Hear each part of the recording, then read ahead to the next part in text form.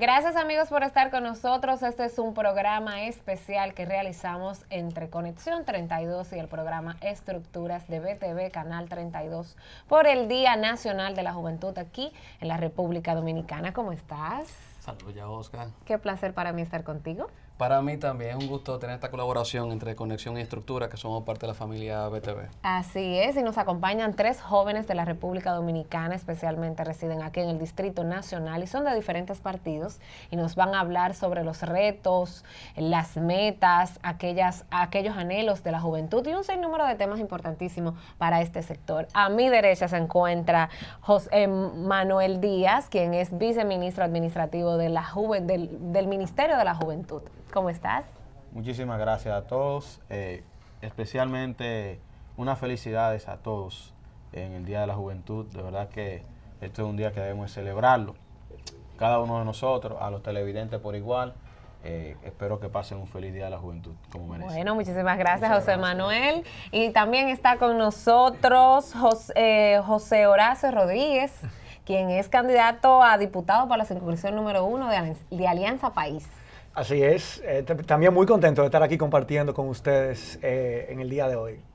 Jonathan Martínez también, candidato a diputado. Mucho candidato a diputado, qué bien. Candidato a diputado de manera independiente. Mira que es un reto nuevo también para un joven como tú. Es un honor para mí también. Muchas gracias por la invitación. Y hay que celebrar el Día de la Juventud y aportar cada uno un granito de arena por esa juventud también.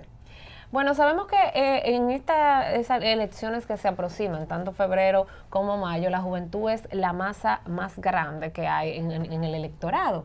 Entonces, ¿cómo los jóvenes, y cómo lo ven ustedes, el punto de que los jóvenes se interesen por la política?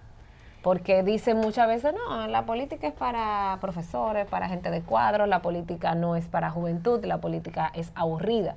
Y la gente se lo encuentra como, ¿cómo hacen ustedes para involucrar a los jóvenes en política? Adelante. Mira, lo primero es que la mayoría de los logros o alcances que han tenido repercusiones mayores en la patria, en la historia, han sido encabezados por jóvenes. Eso es un asunto,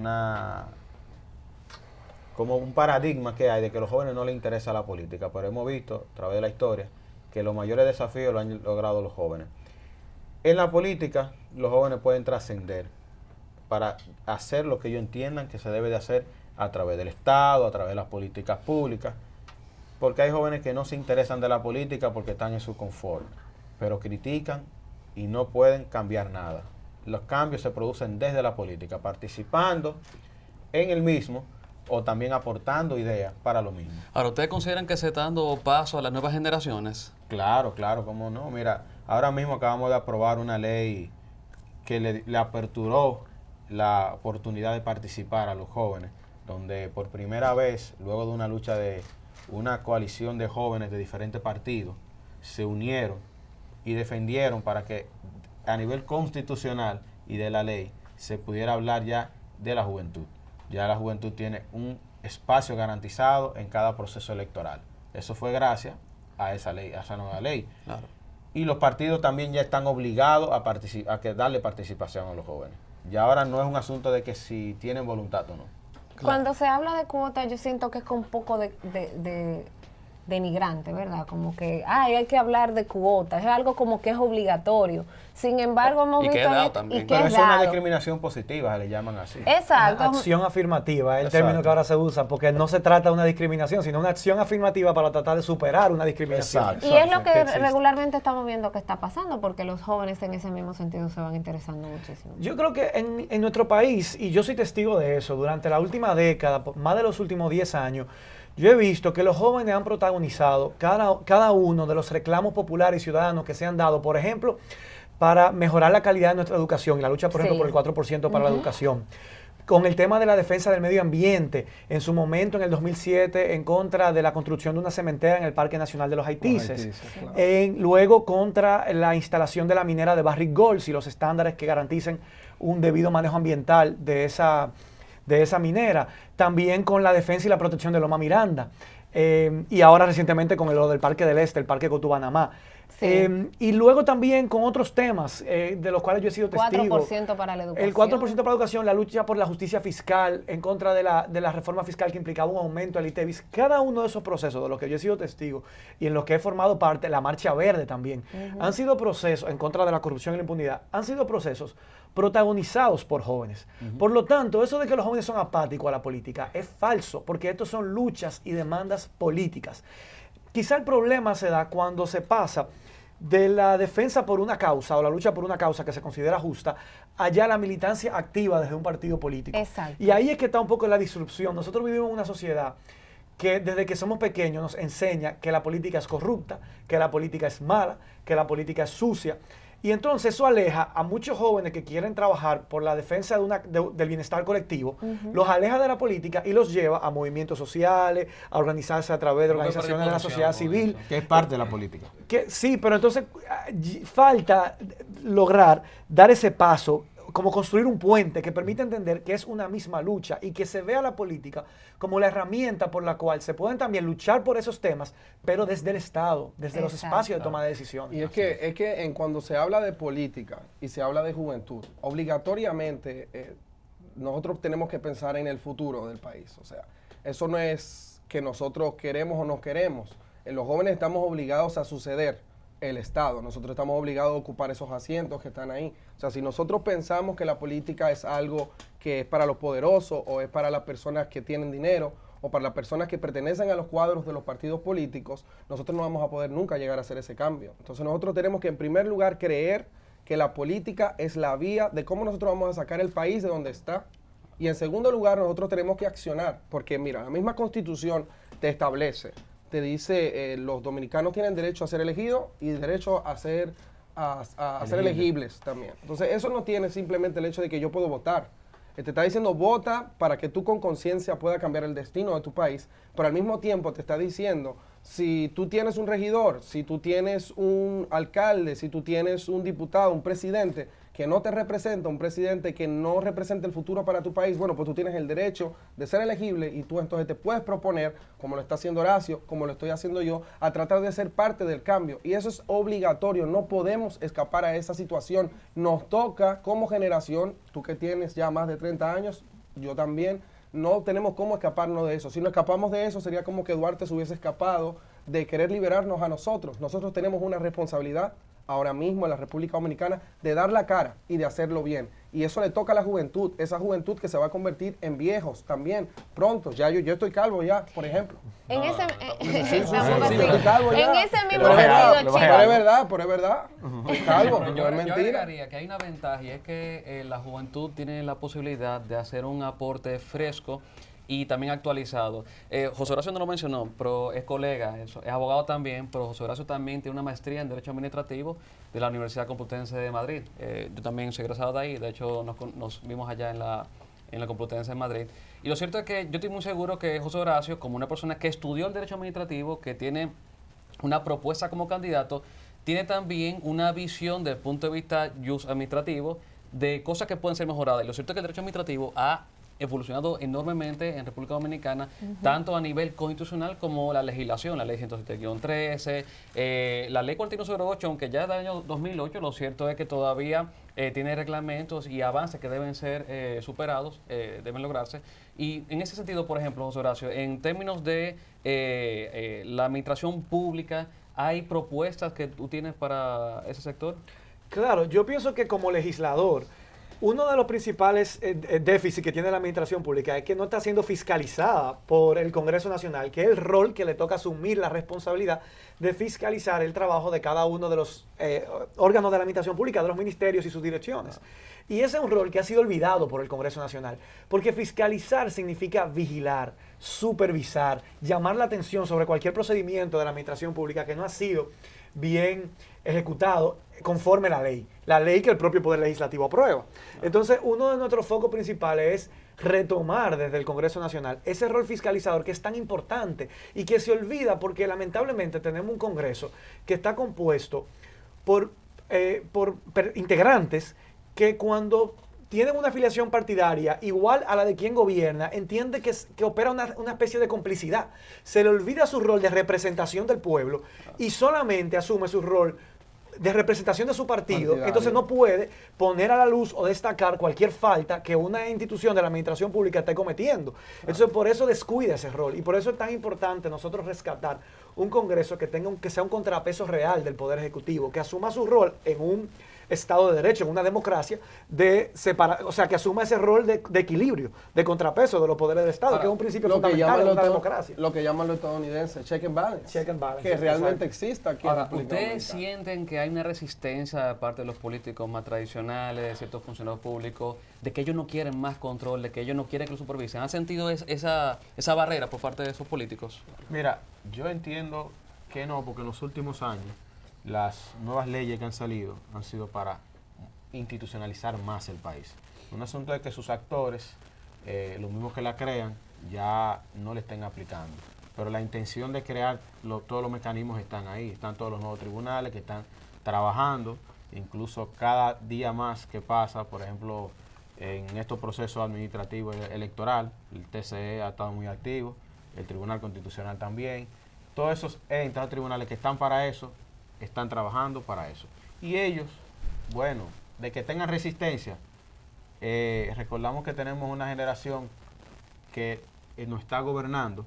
Esa generación es la misma que crearon esos controles, sí, pero también estaban cuando no estaban los controles. Eso es correcto, sí. Entonces, ellos están en esa transición. Eso es lo que hay que entenderlo. Pero de nada sirven unos controles que no se ponen en funcionamiento. Porque hay controles y tú me dices a mí que hay controles que no ¿cómo quiere ser fiscalizado un congresista si, por ejemplo, cuando tú miras la declaración jurada, ya tiene más de 3, 4 años sin hacer su declaración jurada, incumpliendo la ley? Otro ejemplo, agregando lo que dice Jonathan, de controles que debieron ponerse en funcionamiento y que no lo hicieron, ha sido desde el Congreso Nacional hubo una solicitud de interpelación, por ejemplo, del Procurador General de la República, por el tratamiento que le dio al caso de la ex magistrada Miriam Germán Brito, cuando se estaba haciendo la evaluación de los jueces de la Suprema Corte de Justicia, donde se puso de manifiesto que el procurador violó los reglamentos del Consejo Nacional de la Magistratura, violó la ley de funcionamiento del Poder Judicial para introducir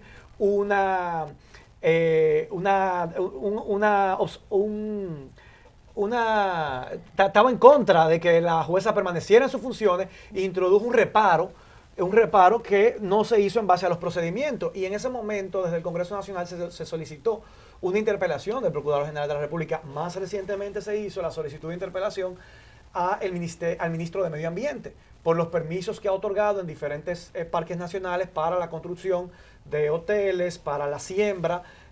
Como una suspensión ahora por decreto de... Pero el Congreso Nacional en varias ocasiones ha rechazado la solicitud de interpelar a los ministros, renunciando a ese rol precisamente de fiscalización, de control.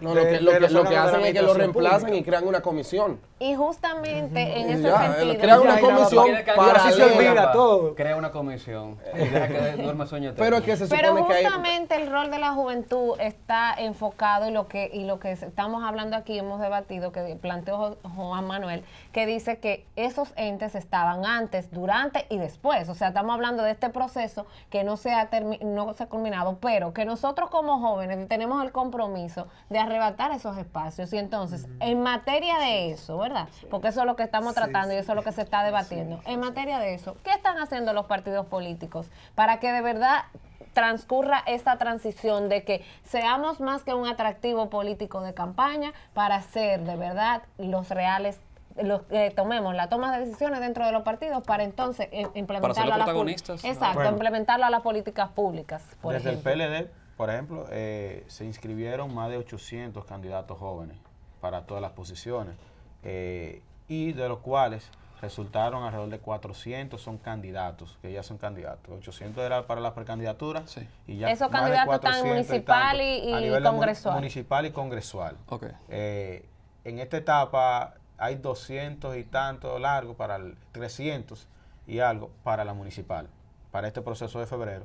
Y vemos que ya el partido está siendo cambiado. Hay una generación ya empoderada, donde aseguramos desde ya que la mayoría de las demarcaciones donde van a haber los mayores votados van a ser los jóvenes, porque están siendo empoderados y trabajando para lo mismo.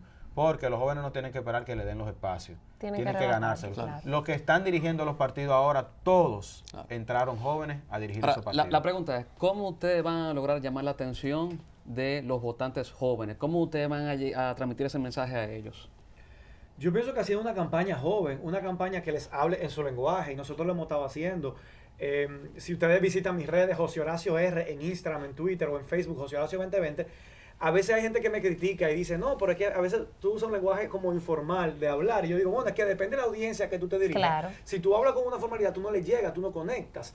Pero yo pienso que el reto principal que tiene nuestra generación y que tiene el país es que cuando logremos dar una ruptura generacional y que le toque a nuestra generación, Juanmi, poder ocupar los espacios de toma de decisiones, eso no significa solamente un cambio en la edad de quienes toman las decisiones, sino en las que acciones. Eso significa un cambio en a favor de quién se toman las Exacto. decisiones y en cómo se toman esas decisiones, que sea de manera más democrática, que sean decisiones pensando en el bienestar colectivo, porque si por algo está tan desacreditada la política, es porque no se ha usado como una herramienta para solucionar los grandes problemas que tenemos como nación. La gente siente, tú sales a la calle, que la política es solamente un negocio para quienes participan de ella, para una tajada para los actores políticos, y no ven la política como una herramienta para nosotros solucionar los grandes males que tenemos. Y el reto de nuestra generación es justamente ese, que cuando se dé la ruptura generacional y logremos ocupar los espacios de toma de decisiones, esa lógica cambie a favor de quién se toman las decisiones. Esa es la invitación que nosotros estamos haciendo en este proceso de campaña electoral, y tenemos una gran oportunidad ahora en el 2020 para lograrlo. Para agregar a lo que dice Horacio, sobre todo es muy importante una campaña joven, una campaña que realmente pueda llevar un mensaje y que la juventud lo pueda entender. Y sobre todo viendo dónde es la campaña, dónde se va a hacer la campaña, pero yo también creo que hay que tomar en cuenta lo que es la formación, el valor educativo que tiene la política, una manera de cómo tú puedes integrar más gente en la política, cómo tú puedes hacer que los jóvenes se interesen en la política, es tú llevándole a ellos qué es la política, de qué trata la política, por qué es importante la política, cómo nosotros podemos cambiar nuestro entorno a la política y por qué no debemos desvincularnos de la política. Claro. Eso es prácticamente lo que nosotros hemos estado llevando en nuestra candidatura y en el trabajo que hemos estado haciendo, y nos está dando resultados fenomenales. ¿Por qué? Porque todo el mundo dice lo mismo. Esto no es más de lo mismo, esto no es más del clientelismo, esto es política, o esto es algo que no conozco lo que es, pero me llama la atención porque veo que es por el bien del país. Ok. Uno de los temas más, disculpa José Miguel, uno de los temas más preocupantes, Juan Miguel. Señores, problema, yo tiene tengo 28 años, No me ojo voy a aquí, copiar de Horacio. tengo 28 años, pero tengo que reconocer algo. Todo el mundo yo le cambio los nombres. A todo el mundo yo le cambio los nombres. Disculpa. Tan fácil que el nombre de ella. Sí, tan fácil que es mi nombre ya, Oscar, es muy fácil. Señores, aquí de verdad, ya retomando el tema, hay un tema que es muy cuestionado y hablado, y que los jóvenes están muy preocupados, y es por el asunto de los empleos.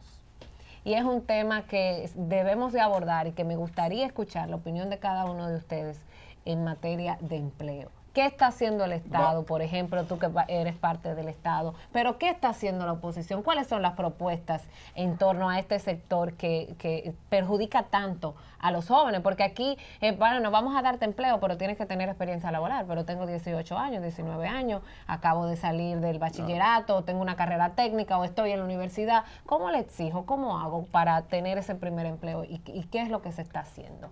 Aquí hay dos problemas básicos en cuanto a eso del empleo. Lo primero es el tema de la cuña, de que tú tienes que tener a alguien que te lleve a las instituciones públicas para nosotros poder tener un empleo. Incluso en el sector privado también Incluso se en el da sector muchísimo. privado, que es lo peor, que incluso eso también contamina Claro. el sector privado. Contamina todos los sectores. Pero en el sector público, que es, por ejemplo, el cual nosotros podemos tomar el poder porque es nuestro Estado y es que tiene que llevar las políticas a favor de nosotros, Sí. nosotros tenemos que llevar una cuña. Tú tienes que tener una persona que te entre a trabajar. Yo no creo que pasa el 2% los concursos públicos en el Estado, porque yo sí he trabajado en muchas instituciones públicas. Mi vida entera yo he trabajado en instituciones públicas, más de 11 años trabajando en instituciones públicas, y las cosas funcionan así. No hay manera de que tú entres a un empleo público si alguien no te lleva. Entonces, ¿cómo nosotros podemos solucionar eso? Lo primero que tenemos que hacer es democratizar los empleos. Y lo segundo es que tenemos que tener planificación en los empleos. Una planificación pública de cuáles son, de que los jóvenes que están saliendo de la universidad, dónde se van a insertar en ese trayecto, haciendo pasantías, haciendo empleos donde ellos se puedan insertar y teniendo una comunicación con las escuelas públicas de cuáles son las especialidades técnicas que se van a necesitar. Por el otro lado, a nivel de universitario, también tenemos que velar porque esas carreras que se están estudiando, el gobierno pueda hacer convenios con las universidades, como lo hacen en otros países, como Estados Unidos y otros países, le dicen, mira, necesitamos tantos ingenieros, necesitamos tantos arquitectos, necesitamos tantos abogados, pero es que ellos ya tienen planificado, así como nosotros tenemos un plan, un proyecto 2030, creo que es que dice, eso debe de tener todos los proyectos, cuáles son los empleos que se van a necesitar, cuáles son los programas, para nosotros poder insertar entonces a esos jóvenes y tener realmente una planificación público-privada, porque eso se debe dar a nivel de gobierno y a nivel también del sector privado, que también necesita a esos jóvenes que salen de esas diferentes carreras. Entonces, una planificación y una democratización de los empleos públicos es lo que se necesita para poder apalear, por ejemplo, el tema de los desempleos. Sobre juvenil. el empleo en el sector público, que la Constitución Dominicana y también la Ley 4108 de Función Pública establece la profesionalización del funcionario público, del régimen de meritocracia, de que quien llega a un empleo público que va a ser un servicio público, no sea una persona que está ahí sencillamente por un vínculo de carácter político, de que hizo mucha caravana, sino que una persona que reúne unas condiciones técnicas, que está capacitado para ejercer ese servicio de forma eficiente y con un alto grado de calidad. Eso es deprimente. Déjame decir un solo ejemplo.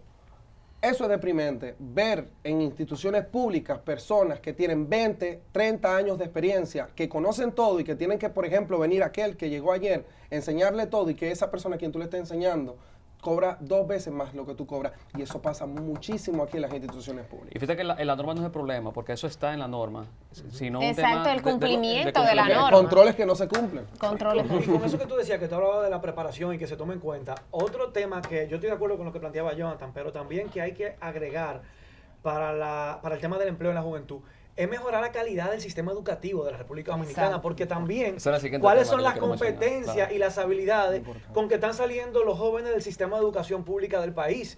Y de la mano con eso también, mejorar la calidad de los salarios, porque además, jóvenes que salen bien preparados de buenas universidades, las oportunidades de empleo que tienen no se corresponden con el tiempo de preparación, de formación y de empeño que le puso a prepararse.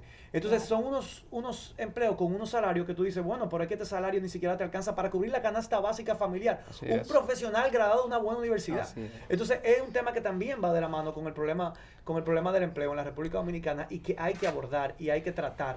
Yo pienso que es urgente nosotros hacer una revisión de los salarios en la República Dominicana, y eso va a tener un impacto positivo en la juventud y en general en la sociedad.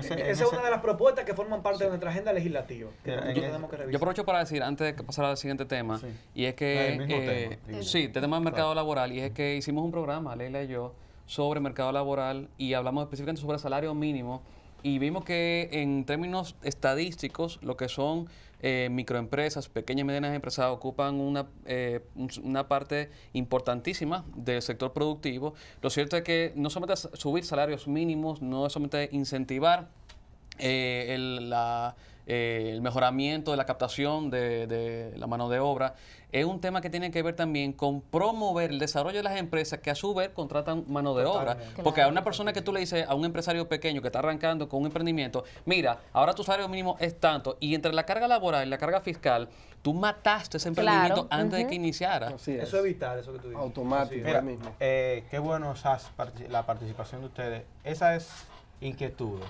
fueron recogidas todas en la elaboración del plan que tú mencionaste, el Plan Nacional de Juventudes 2030. En ese plan se recorrieron más de 10.000 muestras.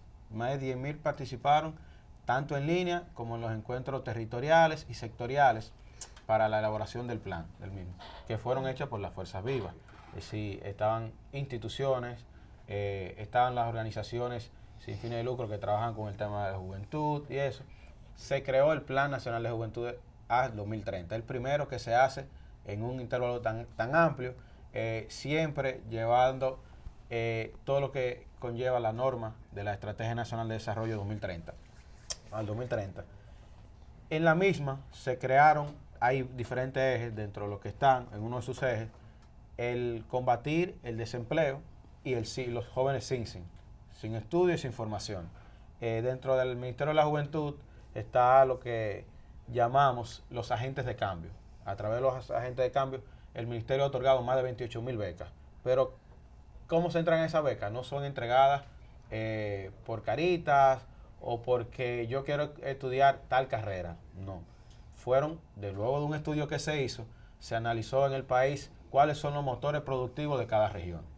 Y por cada región, así son dependiendo de los motores productivos de cada región, se dan las becas. Por ejemplo, en el este, las becas que se otorgan normalmente son enfocadas más hacia el turismo, hacia el Cibao Central, en la parte agrícola, agricultura y todo esos afines, porque antes daban muchas becas y se graduaban muchos abogados, muchos doctores. Se graduaban sin un estudio real, entonces entraban al mercado laboral y no podían encontrar nada, no había nichos para ellos trabajar.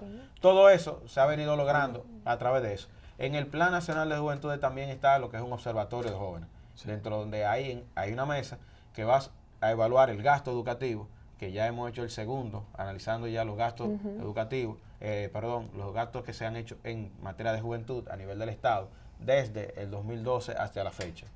Todo eso ha venido para complementar, para que los jóvenes que salgan preparados salgan eso. También se han hecho acuerdos con empresas privadas y la sociedad civil y los diferentes gremios para el empleo juvenil. Todo eso es a través del Ministerio. Hay un tema que no se puede dejar de mencionar y es que ustedes han hablado de empleo, han hablado de turismo y han hablado de medio ambiente, que lo mencionó José Horacio. Entonces, un tema que nos preocupa a todos los dominicanos, ¿cómo armonizamos el desarrollo, especialmente de ciertas provincias, estoy hablando mucho en Pedernales, que se requiere mayor inversión para lograr mayores oportunidades de trabajo? ¿Cómo logramos inversión y desarrollo que genere puestos de empleo y particularmente en inversiones que tienen que ver con turismo, como por ejemplo lugares con complejos hoteleros, sin que eso implique un costo insalvable para el equilibrio ecológico medioambiental? ¿Cómo armonizamos todo eso? Cualquiera otro puede responder porque yo sé que es complicado. O sea, eso requiere una visión sostenible de desarrollo sostenible. Y eso requiere tener como eje transversal de cualquier política pública el tema de la sostenibilidad ambiental, que es algo que lamentablemente, si hay algo que se puede destacar que ha sido olvidado por este gobierno, ha sido ese, que ha descuidado. Nosotros tenemos ahora mismo un ministro de Medio Ambiente, que yo estaba hace unos días en un programa que yo decía, parecía más que un ministro de Medio Ambiente, parece un ministro anti-medio ambiente, porque se ha ocupado de cada uno de los parques nacionales, otorgar permisos, permitir que se hagan deforestaciones, que se tumben, otorgar permisos para construir hoteles, agricultura, o sea, algo que se ha olvidado por completo. Y nosotros de eso dependemos. La República Dominicana es uno de los 10 países del mundo, el 8º según la Nación Unida, más vulnerable al cambio climático. Y esa visión nosotros tenemos que cuidarla, no solamente como país, sino como isla. Porque nosotros somos un estado insular, que una isla compartida por 10 millones de habitantes, que la naturaleza no tiene que ver con fronteras políticas. A la hora de cualquier catástrofe ambiental, eso puede generar una inestabilidad política, que aquí hay científicos que dicen que en 40 años los dominicanos podremos ser refugiados ambientales. Entonces, ¿qué estamos haciendo como país para reducir las emisiones de CO2? Lo que estamos aumentando con la construcción de la solución del problema energético, lo que estamos buscando medidas que permiten aumentar las emisiones de CO2. Y eso también pone en amenaza también el turismo y con eso nuestra economía. Por lo tanto, nosotros tenemos que promover que se terminen de aprobar las leyes sectoriales que se derivan de la Ley General de Medio Ambiente. Hasta ahora solamente ha logrado aprobarse la Ley de Parques Protegidos y de áreas verdes, de parques nacionales y áreas protegidas.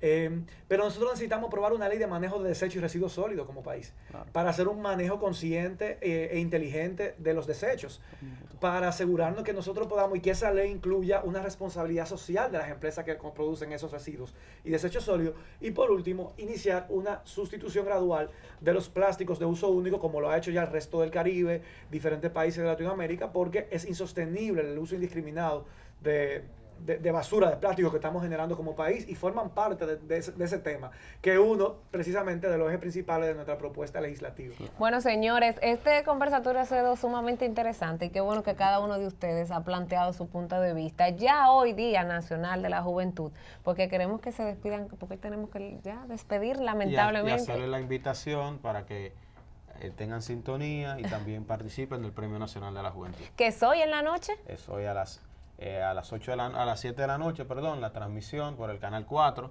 desde el Teatro Nacional se estarán premiando a 14 jóvenes con el Premio Nacional de la Juventud.